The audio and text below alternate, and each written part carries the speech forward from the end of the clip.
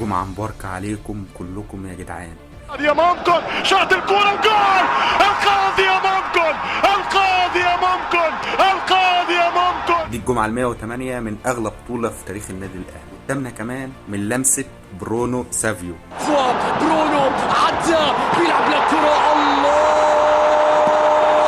عايز اقول لكم ان جماهير النادي المنافس من امبارح قلبين الدنيا ومشقلبين الدنيا عشان يخلوا لاعب يفوز عندهم بجائزة رجل الجولة الثامنة، لكن لا حياة لمن تنادي. يا عيني عليك يا معلول، يلا حطيت الزغلول.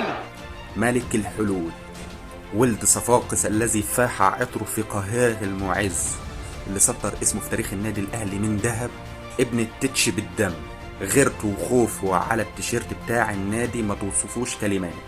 علي معلول هو الاكثر مساهمة بالاهداف في تاريخ الاهلي، في تاريخ الاهلي.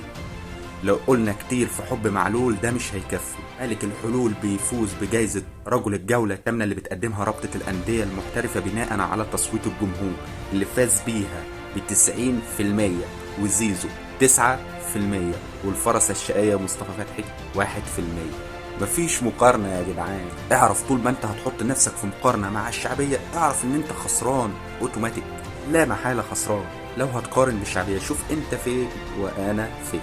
وده درس كمان للاعيبتنا احنا كمان، يا ويلو اللي بيكرهوا الجمهور ويا بخت اللي الجمهور بيحبه. مع الجمهور يا هتطلع سابع سما يا هتنزل سابع ارض.